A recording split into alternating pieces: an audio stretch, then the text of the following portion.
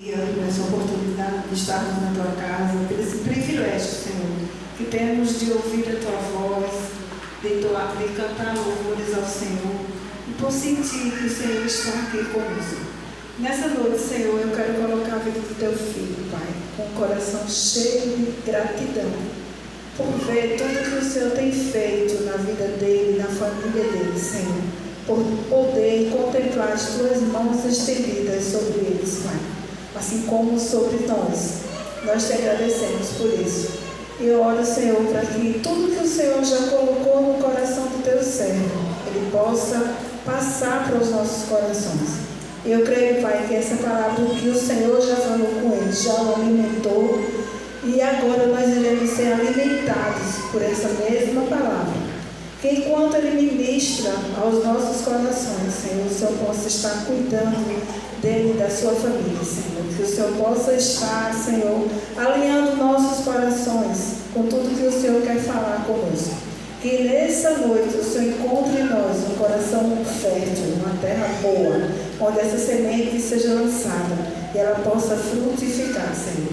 Em nome de Jesus, nós te agradecemos pelo privilégio que temos de sermos não só ouvintes, mas de sermos filhos de um Deus de amor. Te peço e te agradeço pela vida do nosso pastor Tiago. Abençoe, em nome de Jesus. Amém.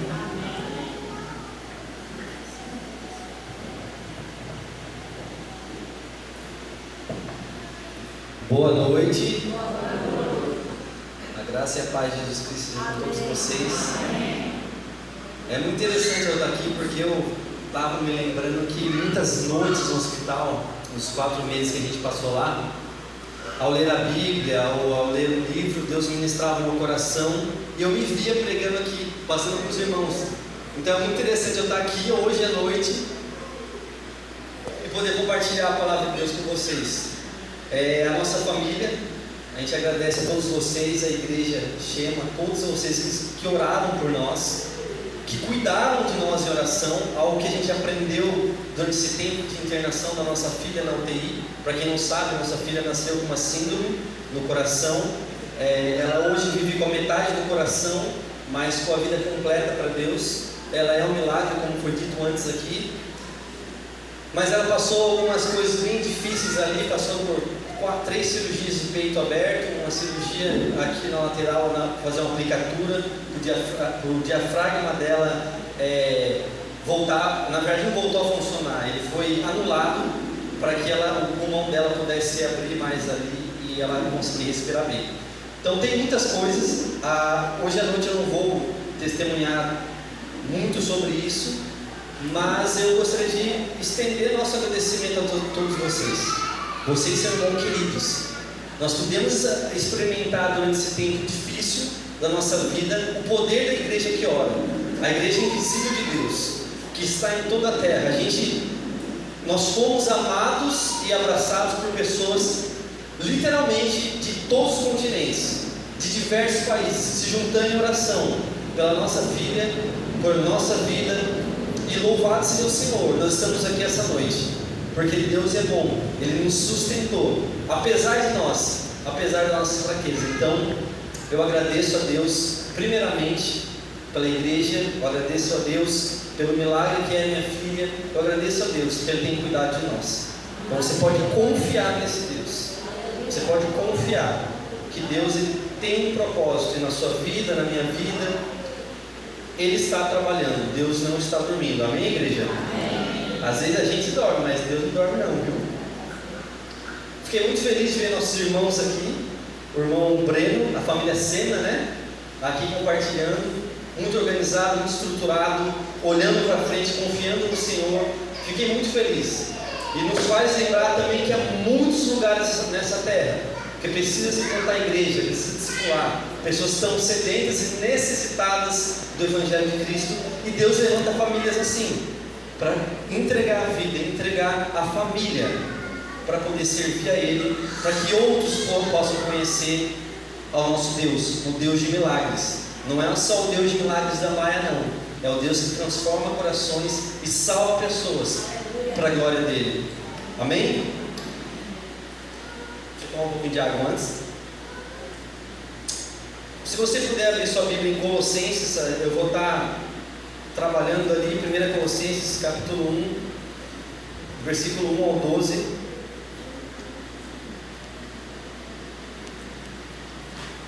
Antes de seguir, eu gostaria de orar novamente. Se você puder baixar sua cabeça e orar junto comigo. Pai, eu te agradeço, porque a Tua palavra ela é viva e eficaz, ela é poderosa. Ai de mim, Senhor, se não pregar ela, Senhor. Ai de nós, se não vivermos ela. Nós pedimos ao Senhor, ajuda-nos a levar nossa mente cativa a Ti essa noite.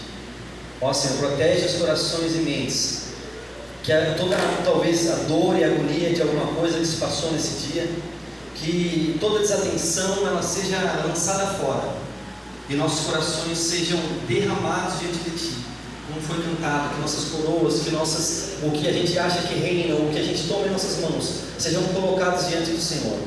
Fala, Deus, transforma nossos corações, para que Jesus Cristo receba a glória, hoje e eternamente. Nós te pedimos, Senhor, purifica os nossos corações, ensina-nos, Deus, para que possamos agradar a Ti. Em nome de Jesus Cristo nós oramos. Amém. A igreja de Colossenses, situada ali em Colosso, essa carta foi escrita por Paulo, dando um contexto geral. Ela foi escrita por Paulo. Ele estava provavelmente preso em Roma, e isso foi em torno ali do ano 62 depois de Cristo. Ele está escrevendo ali para o seu amado irmão, servo do Senhor, Epáfras. Ele era o líder daquela igreja. A gente olha aqui para Colossenses e pensa, foi Paulo que plantou essa igreja. Não foi. Paulo pregou lá em Éfeso, Epáfras estava lá, aceitou e se entregou à palavra de Deus, retornou para sua cidade, retornou ali para Colosso, e lá ele pregou e iniciou uma igreja. Agora está ali Paulo preso, Epáfras junto com ele, não preso, levando ali as demandas do ministério, os desafios que estavam tendo lá em Colossos, por causa de falsos mestres, por causa de pessoas que estavam ensinando coisas contrárias ao Evangelho, e havia irmãos que estavam sendo enredados por essas tais mentiras. E aí Paulo escreve essa carta que ela tem como, vamos dizer assim, o tom dela é a supremacia de Cristo, o tom dela é Cristo é o Criador, é o sustentador, Ele está sobre todas as coisas, Ele é Senhor, como a gente cantou muito bem no começo, que Cristo Ele reina, Ele é o Senhor, para Ele toda a glória, ao nosso Rei, Jesus Cristo, seja dada toda a glória. E é isso que essa carta ela vai abordar, essa epístola, essa carta aos Colossenses, Paulo lembrando essa igreja disso. Amém? Os irmãos conseguem colocar no telão? Pronto, eu vou dar uma oportunidade para você. Se você não leu a Bíblia hoje, olha só como a igreja de Deus ela é didática, olha como que ela educa, olha só como ela é maravilhosa. Caso você não leu sua Bíblia hoje, que deveria ter lido, eu vou te dar a oportunidade de ler 12 versículos hoje, hein? Glória a Deus, hein? Olha que bênção. Então, nós podemos ler do capítulo 1, versículo 1 ao 12. Vamos, irmãos? Vocês aceitam esse desafio? Amém. Vamos lá então. Paulo.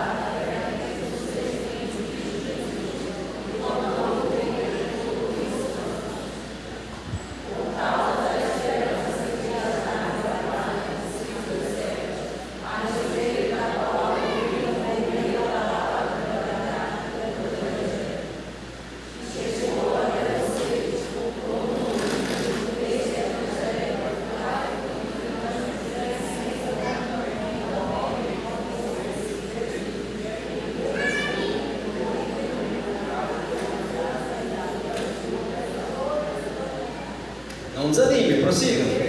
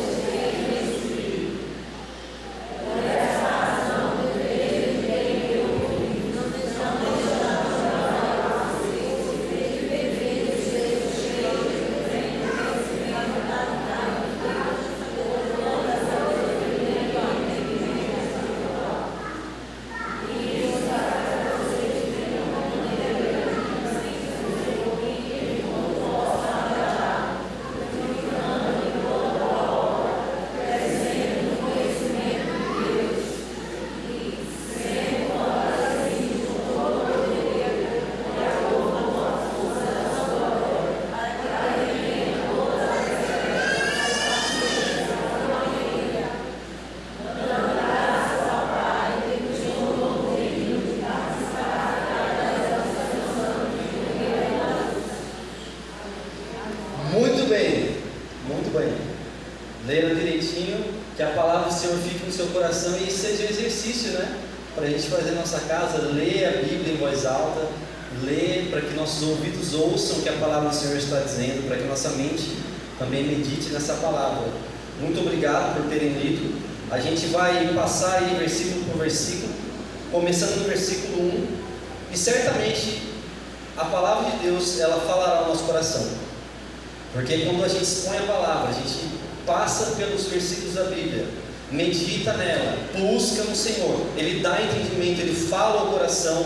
Então acalme o seu coração diante de Deus agora, eleve sua mente cativa ao Senhor, porque Ele cuida da sua alma, e Ele falará ao seu coração. Não porque eu vou falar, viu? Porque eu sou falho, eu sou necessitado dessa palavra, mas Deus certamente Ele falará. Amém? Então aqui no versículo 1, Paulo, apóstolo de Cristo Jesus, pela vontade de Deus, e o irmão Timóteo, aos santos e fiéis irmãos em Cristo que estão em Colossos, que a graça e a paz de Deus, nosso Pai, estejam com vocês. Aqui a gente vê Paulo já identificando, foi eu que escrevi essa carta, Paulo, apóstolo de Cristo. Paulo ele faz essa referência nas outras cartas também, que ele era o apóstolo de Cristo, servo de Cristo, porque muitos outros irmãos, talvez não irmãos, vamos dizer assim, alguns eram, outros não eram, vamos dizer melhor.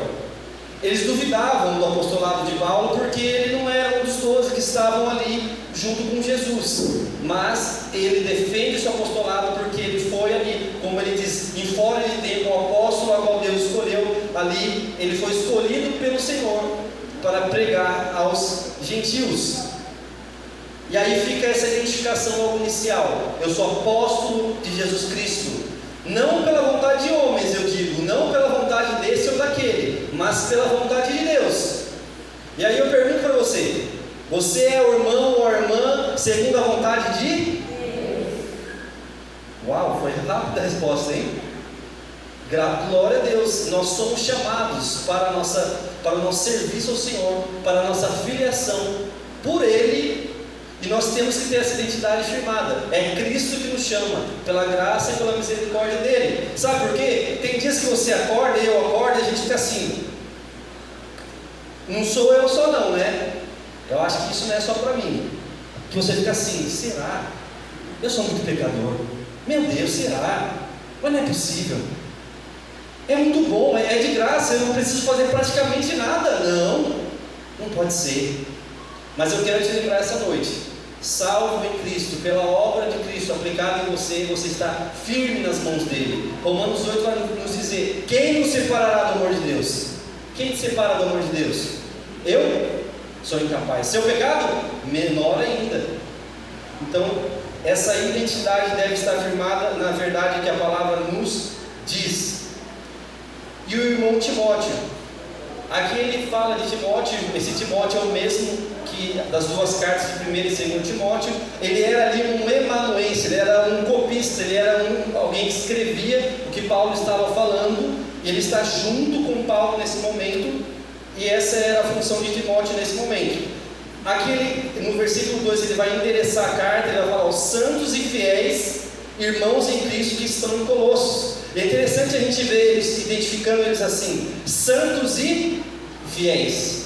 Santos e fiéis. Talvez a gente ouça essa palavra santo, a gente já imagina a pessoa, esses irmãos estavam assim, há uma nuvem, e eles estão voando, e eles são tão assim de Deus, que eles estão distantes das pessoas, que eles estão num outro plano, que eles estão talvez misticamente em um lugar na fé diferente de todos os outros.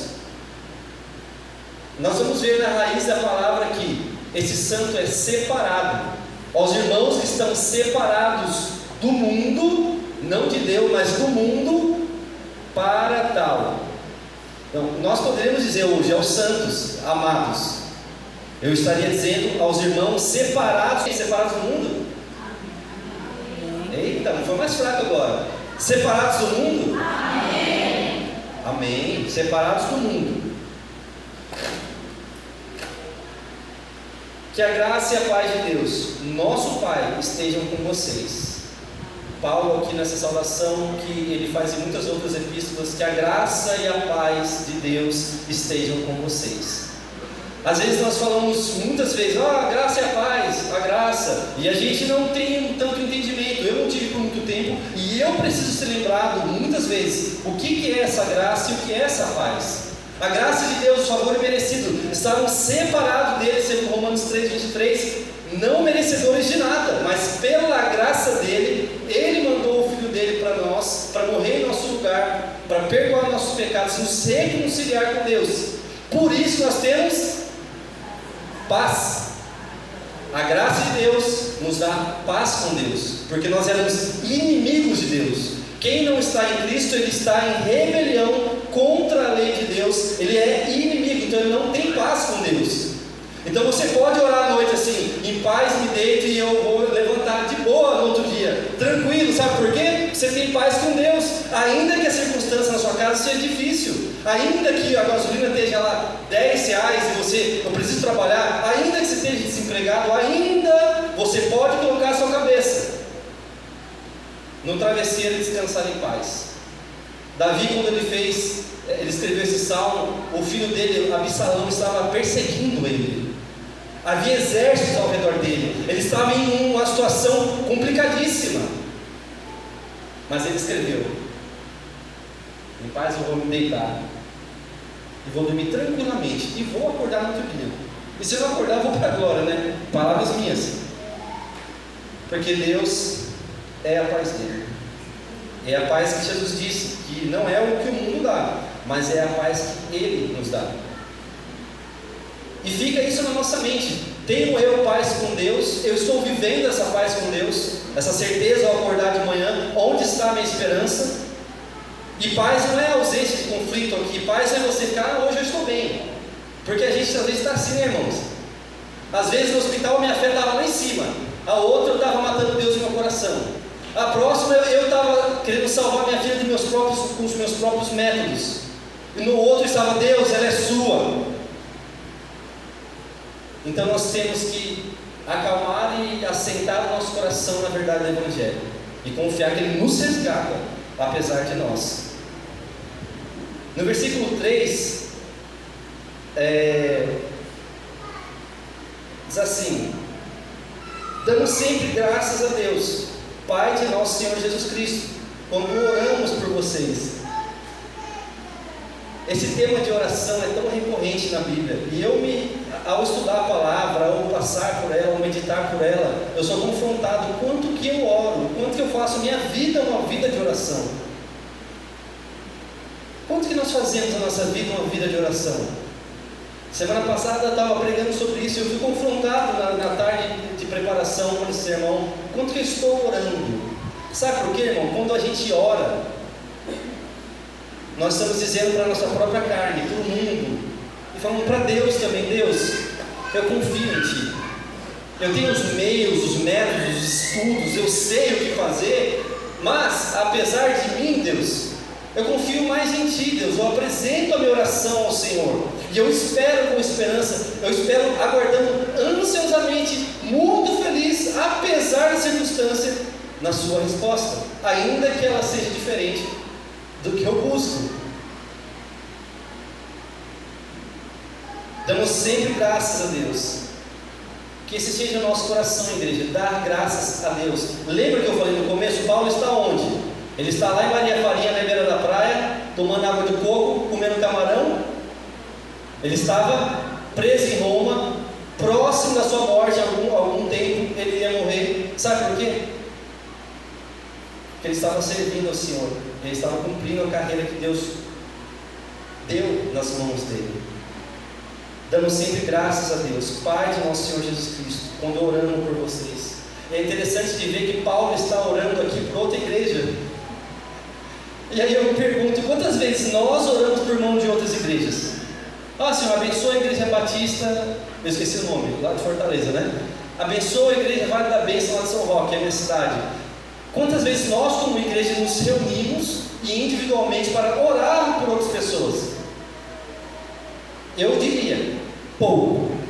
Devemos orar mais, porque assim como eu falei para você que nós experimentamos o reino de Deus ali no hospital, as orações da igreja que estavam em todos os lugares, assim também se faz para isso. Nós devemos orar pelas outras igrejas que também fazem parte do nosso corpo, só que a gente nem conhece.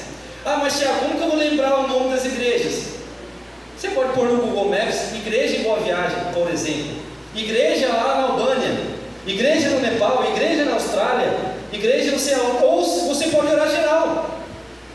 Senhor, abençoa a sua igreja, que ela persevere, que ela se assente na tua graça, que ela se lembre da paz com Deus. Deus, abençoe os líderes da igreja, fortalece a juventude, levanta mais missionários, mais trabalhadores para a sua obra. Tem muitas coisas para orar, né? Eu podia falar a noite inteira aqui várias coisas. Então nós temos muitos motivos e razões para orar, porque há uma igreja perseguida, há uma igreja necessitada. Nós somos parte dessa igreja invisível. Então precisamos despertar para essa realidade. Desde que ouvimos a fé que vocês têm em Cristo Jesus e do amor que vocês têm por todos os santos. Desde que ouvimos da fé que vocês têm em Cristo Jesus e do amor que vocês têm por todos os santos. Por causa da esperança que está guardada para vocês no céu. Aqui a gente vai ver uma tríade, vai ver ali fé, amor e esperança. Alguém pode me dizer onde mais a gente encontra isso na Bíblia? Fé, amor e esperança? 1 Coríntios. Alguém acertou 13, lá no finalzinho. Mas desses permanecem a fé, a esperança e amor, o mais sublime deles é o amor. Aqui, esses dois estão baseados na esperança, a fé e o amor. É interessante a gente ver aqui, que ele vai dizer assim: damos graças a Deus, Pai de nosso Senhor Jesus Cristo, quando oramos por vocês, desde que ouvimos da fé que vocês têm em Cristo Jesus e do amor que vocês têm por todos os santos. Eles têm fé em quem? Em Cristo Jesus. Eles receberam o Evangelho através de Epáfras, creram, a fé deles foi colocada em Cristo, porque o justo viverá pela fé, como a gente vê em Romanos, e foi até o tema da Reforma Protestante, pela fé. Ali nosso irmão, quando viu ali, é pela fé, não é pelas minhas obras, não é pelo eu tentar reconstruir o altar, não é eu tentar reconstruir ali, recosturar a cortina que foi rasgada, não é pelo meu modo, é pela fé em Cristo Jesus, que Ele nos dá essa tal fé. Então eles estão bem firmados, a fé deles está em Cristo. Só que é interessante a gente ver também que essa fé deles não é uma fé, eu tenho fé, é alguma coisa distante, sem ação, sem proximidade com o irmão, sem realidade, sem algo tangível, sem algo que é real. Porque a gente vem na igreja, não é, irmãos? A gente vem na igreja para ser instruído pela palavra, não para a gente ficar num clube aqui que a gente fica, olha, é legal isso, né? E aí a gente abre a porta e vai embora. O que falaram? Como é que eu vou viver isso na minha vida? Como é que eu aplico isso? Será que eu devo viver? Eu acho que é algo que ficou só lá dentro. Não, a igreja é um lugar de instrução para a vida, para você exercitar a sua fé no dia a dia. E aí nós aprendemos o que com esse texto? Ele fala a fé e o amor de vocês. Eles estavam em comunidade, eles estavam numa igreja, havia uma igreja em Colosso. Eles tinham que lidar com os irmãos, eles cuidavam dos outros. Eles iam até o local ali de adoração com os irmãos. Eles tinham que suportar uns aos outros também. Porque às vezes tem irmão que é difícil. Não adianta você falar, olha, todos os irmãos da igreja aqui, eles são os queridos. Nossa, todo mundo aqui é fácil. É mentira se eu falar isso. Porque quando eu levanto de manhã, olho no espelho, eu sou a primeira pessoa difícil que eu me encaro no meu dia. É ou não é? Amém? Amém. Vocês também, estão vendo? Então, eles estavam provando não somente uma fé distante ou algo que a gente fala, canta em algum lugar, mas eles viviam diariamente, não só por de dentro, mas por de fora também, esse amor que eles têm. E Paulo elogia esses irmãos, falando, olha, vocês estão indo muito bem, continuem, desde que ouvimos da fé que vocês têm em Cristo e do amor que vocês têm por todos os santos, por causa da esperança que está guardada para vocês nos céus. Irmãos, quando a gente vê a palavra esperança na Bíblia, ela não é a tal da esperança que nós temos aqui na nossa sociedade, ou que a gente está acostumado no dia a dia, na família, na escola, no trabalho. Eu espero que eu vá em algum lugar. Eu espero que dê certo. Eu tenho esperança. Quando a gente está falando assim, muitas vezes nós estamos será que se der certo ou não? Eu espero que um dia eu me case. Eu espero, tipo assim, estão entendendo? É uma possibilidade de algo incerto. Compreenderam? É a possibilidade, é algo incerto. Mas quando a gente vai para a palavra de Deus, essa esperança ela é... Eita, foi forte. Foi o anel, desculpa. Essa esperança é fato, é real, é verídico, é Jesus. Essa esperança não é algo que vai... A esperança deles está... Eles esperavam por algo certo. Jesus, o Senhor da igreja, voltará. Ele estará conosco. Ele está plantando essa igreja. Ele nos sustentará. Então a esperança dos irmãos de Colosso que nos ensina é firmados na palavra, firmado nos ensinos de Jesus Cristo, firmado em algo que é real. Não é uma possibilidade só. Não é só algo que talvez vai vir a acontecer. Os irmãos entenderam?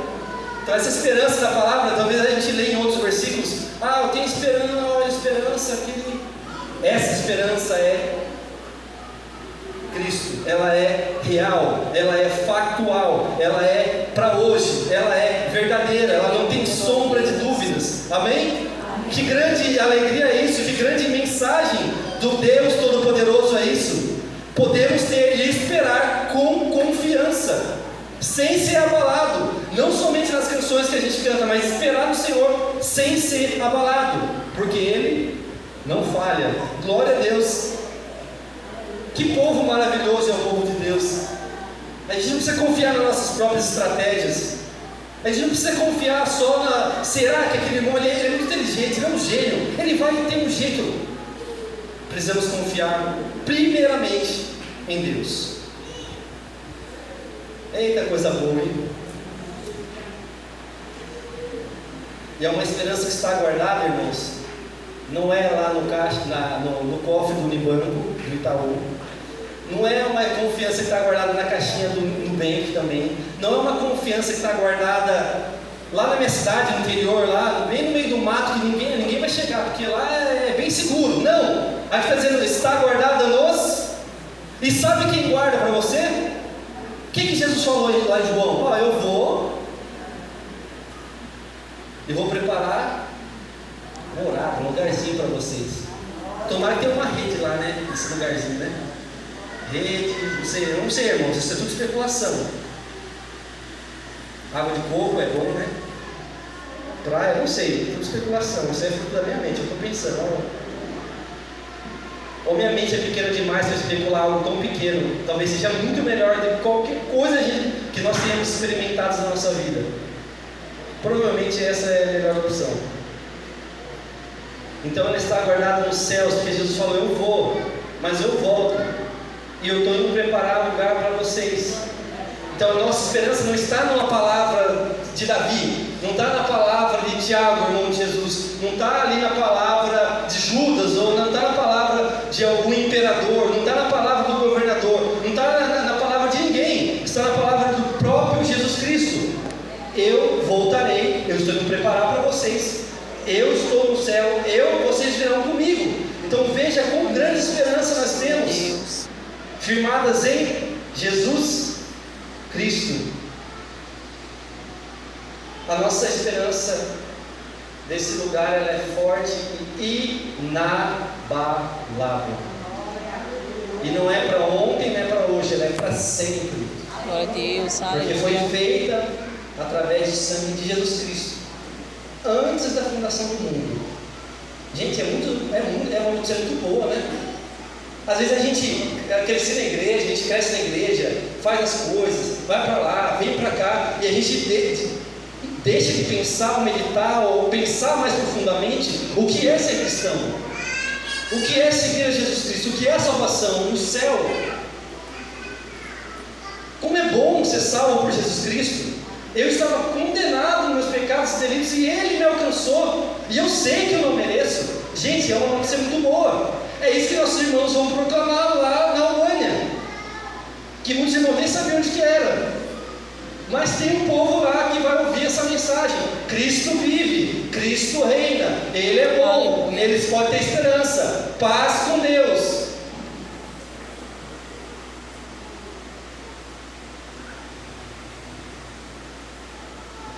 Dessa esperança, seguindo aqui, parte B do versículo 5. Dessa esperança vocês ouviram falar anteriormente por meio da palavra da verdade do Evangelho. Por meio da palavra da verdade do Evangelho. Aqui haviam mas haviam homens se achegando a essa igreja, falsos mestres, pregando outras coisas. Talvez podia ser os gnósticos. A gente não sabe com certeza quem eram eles, mas haviam pessoas ensinando coisas que pareciam brilhar, mas não eram ouro. Falava-se de talvez Jesus, mas é Jesus segundo os mormons, ou segundo algum outro culto aí, é Jesus, mas não é o Filho de Deus, não é o Salvador. Mas eles se levantam e falam: olha, esse aqui, nós pregamos Jesus Cristo. Nós precisamos, irmãos, conhecer a nossa fé para defendê-la e para pregá-la. Nós temos que estar atentos na igreja, porque o diabo ele ciranda também, ele tenta distrair, ele tenta trazer falsos ensinos, e isso ocorre desde o começo da igreja. Então a gente não deve pensar: será? Mas a igreja é tão bonita, está pintada bonita, a gente prega a palavra, não é possível que o capeta vai querer se intrometer em algo ali. Ele faz isso desde o início da igreja. Por isso precisa ter oração e palavra, ensino como é feito aqui, para que essas coisas sejam identificadas e lançadas fora. Gente, a pregação da palavra, ser igreja, não é brincadeira. A gente lida com a eternidade das pessoas, a gente lida com vidas, com pessoas, com cuidado do mundo dos outros, com cuidado dos irmãos. Seguindo, só queria citar um verso que tem lá em Romanos capítulo 1, que fala sobre o Evangelho, porque aqui ele fala o Evangelho, palavra da verdade do Evangelho.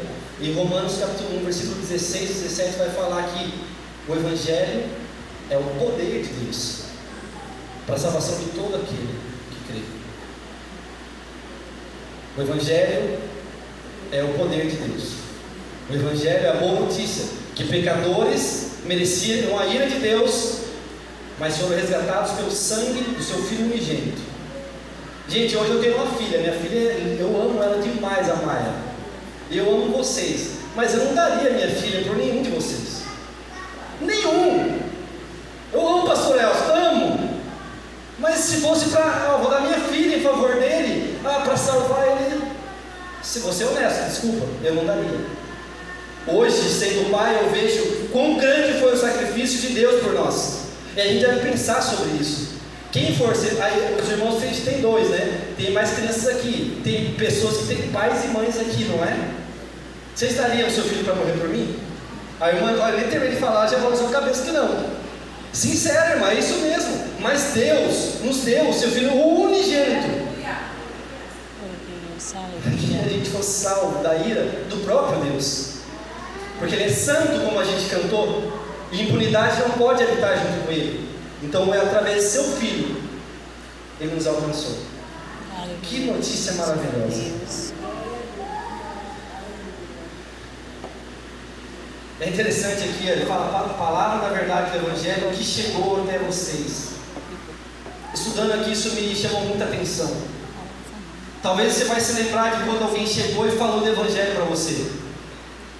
Essa tarde, 2 meses atrás, 5 anos atrás, 30 anos atrás. Mas também tem irmãos que não ouviram ainda, pessoas que não ouviram. Por isso Deus separa missionários.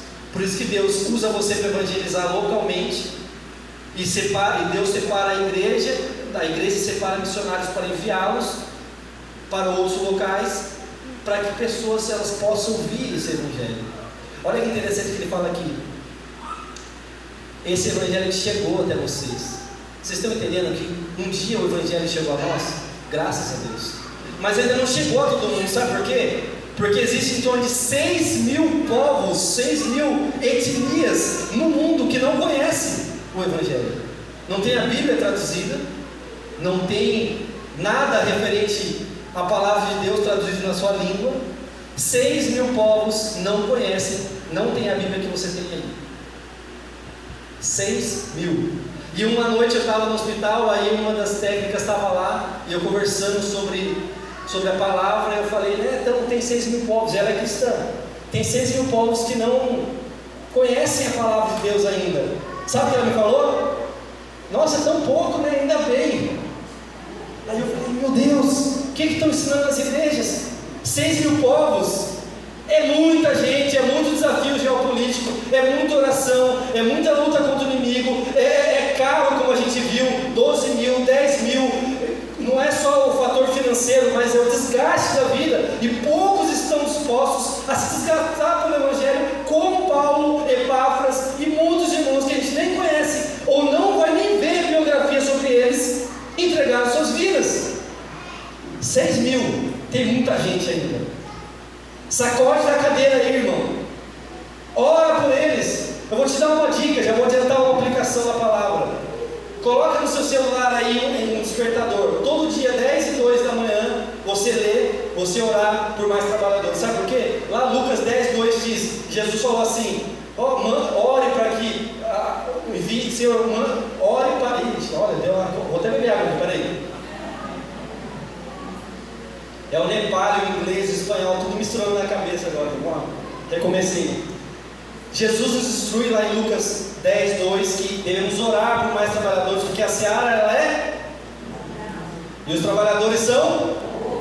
Agora ficou bonito, hein? Apaga a parte anterior aí que estavam gravando. Tô brincando.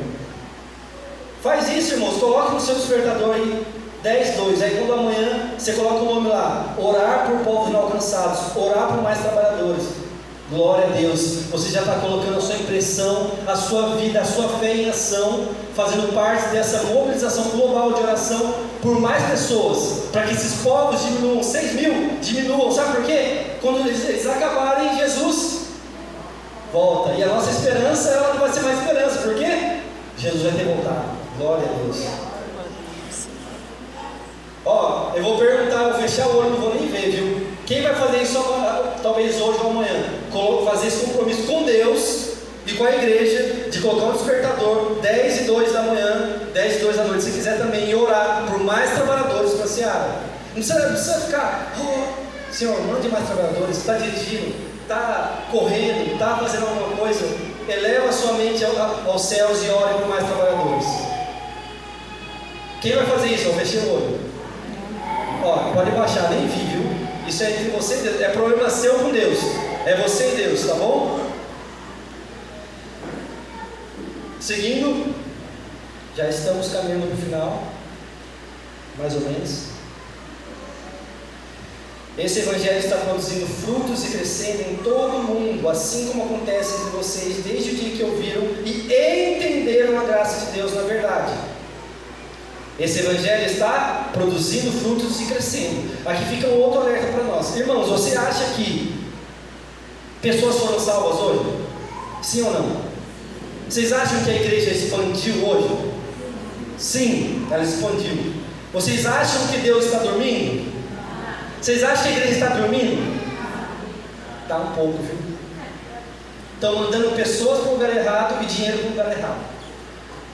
Gasta-se mais sobre conferências missionárias do que mandando pessoas, não só dinheiro não, mas cuidando, sendo amigo, parceiros de oração, de choro, abraço, lágrimas. Está faltando tudo isso. Então nós mais um motivo de oração. Eu não estou falando isso que eu li em uma revista não, isso aí é o que eu vivo, é o que eu vejo em muitos outros trabalhadores do campo transcultural nos países que eu passei. Então essa é uma constatação, esse é um fato. Então esse evangelho está crescendo, desde lá, está dando fruto. E eu vi aqui que talvez o tema do ano, não sei, né, sobre frutificar.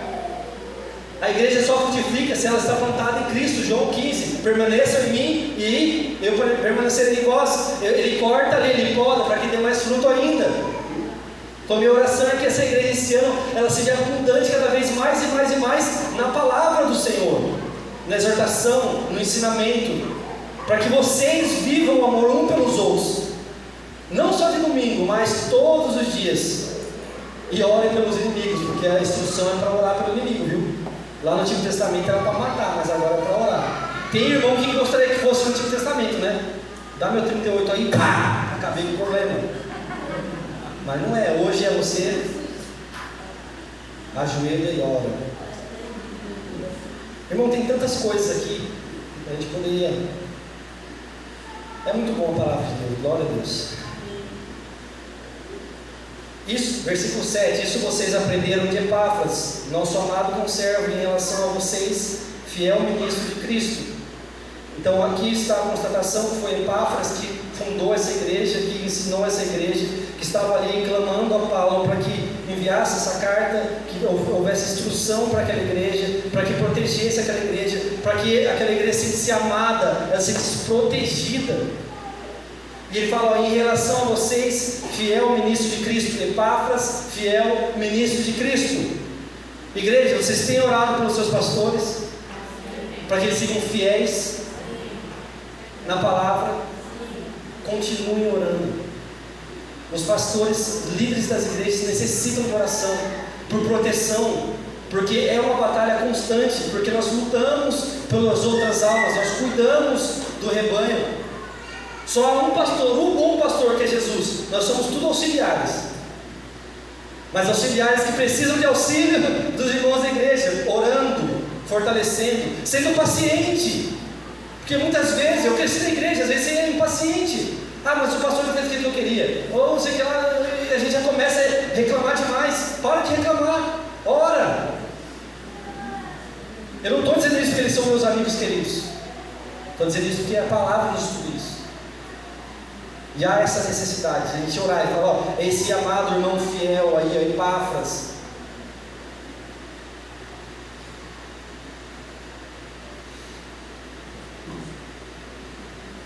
ele foi fiel ministro.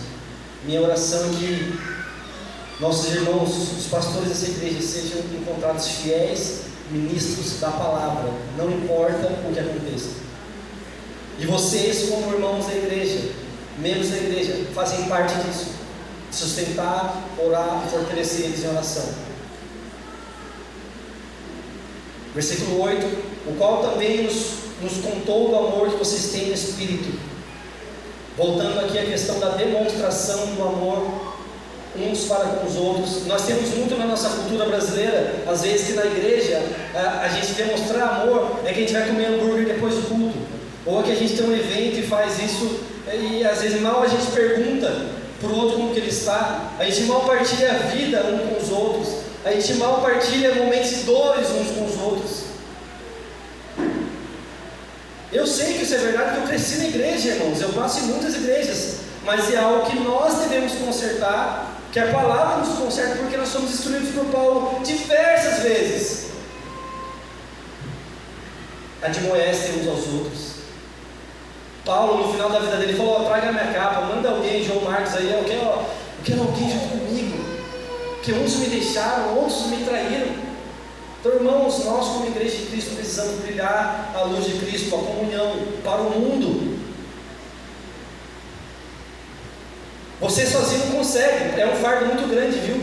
Por isso você tem Jesus Cristo para te auxiliar, e o Espírito Santo de Deus, porque senão eu poderia falar aqui para você: você deve fazer isso, deve fazer aquilo, e ser um legalista, porque você é incapaz, eu sou incapaz, mas com o poder de Cristo Jesus, através do Espírito Santo de Deus, nós conseguimos. Mas será que a gente vai ser perfeito, pastor, todo dia? Não! Por isso que tem a palavra arrependimento na Bíblia. Arrependa-se, confesse uns aos outros, e vocês serão perdoados dos vossos pecados, e continuam caminhando, continuam perseverando como igreja nessa terra, brilhando, sendo sal e luz do mundo. Glória a Deus! É emocionante caminhar com Cristo, é uma aventura, é lindo, é maravilhoso, é real, não é algo que está distante, é vida na vida.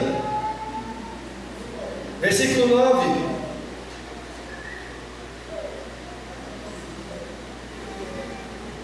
por essa razão também nós, desde o dia que soubemos disso, souberam do quê? Souberam que eles eram fiéis a Deus, souberam de que eles amavam uns aos outros, souberam que eles esperavam com fato, com verdade.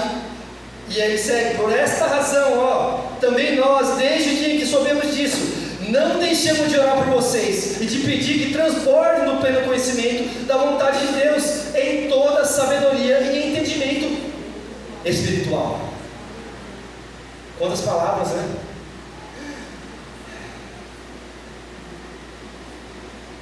Meu desejo essa noite também é que outras igrejas, quando elas olharem para vocês e orarem pela Shema, poxa, obrigado, Senhor, tem um povo fiel ali que ora, que não é levado pelas modas e não para pensar sobre isso é mesmo da palavra.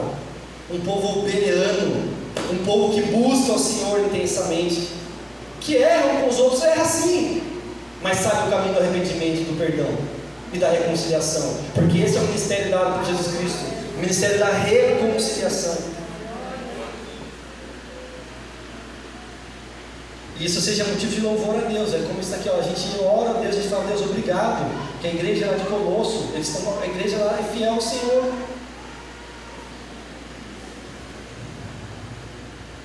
Ele segue, ele ora assim: nós pedimos a Deus que vocês transbordem do pleno conhecimento da vontade de Deus. Aqui tem uma coisa que a gente fala muito: vontade de Deus. Agora eu vou perguntar para você: qual é a vontade de Deus para a sua vida? Que pergunta profunda, parece fácil, mas muitas pessoas estão recorrendo a oráculos, estão recorrendo, às vezes até a signo.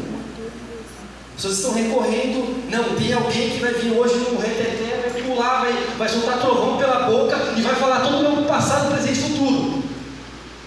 Ou vai acontecer uma coisa, uma explosão. O que é a vontade de Deus?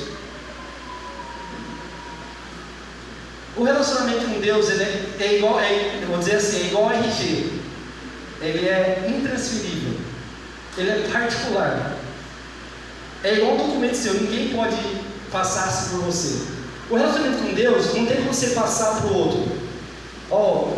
Pastores, ora por mim porque eu preciso ter fé, e você não exerce sua fé. Eu preciso ler a palavra, mas você não abre a Bíblia. Eu preciso ser mais amoroso, mas não exerce o amor.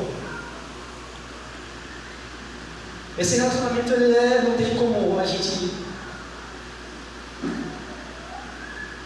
pagar para que outros façam o que você tem que fazer, que é se relacionar com Deus, que é orar, que é ler a Bíblia. Não tem como. Como saber a vontade de Deus? Meu Deus, que pergunta! Esse é um desafio para nós. Qual é a vontade de Deus para a minha vida? Será que tem oração sobre a vontade de Deus na Bíblia? Será que os pais da igreja ficaram falando: procure a vontade de Deus? Será que na Bíblia vai falar com quem você deve casar? Qual o nome você deve colocar no seu filho? Será que tem na Bíblia? há um mau entendimento de que a Bíblia ela ensina sobre todas as coisas. Não, a Bíblia não ensina sobre todas as coisas. Você já viu ensinar sobre matemática na Bíblia? Já viu falar sobre o DNA na Bíblia? Já viu falar sobre por que se pinta o telhado a parte de cima das casas lá no deserto de branco? Já foi longe, hein? O que estou querendo dizer para vocês, irmãos?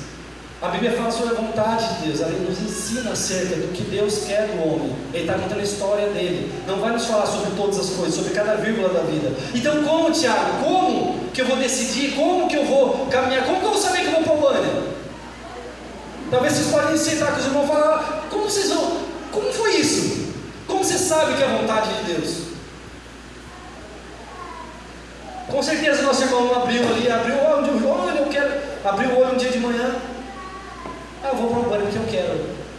Lá é longe, é bonito. Não, teve um processo, não foi, Breno? Teve um processo. Vamos ver aqui, eu vou ler para vocês algumas escrituras. Opa, mas qual é a vontade de Deus? Temos o Espírito e temos a palavra.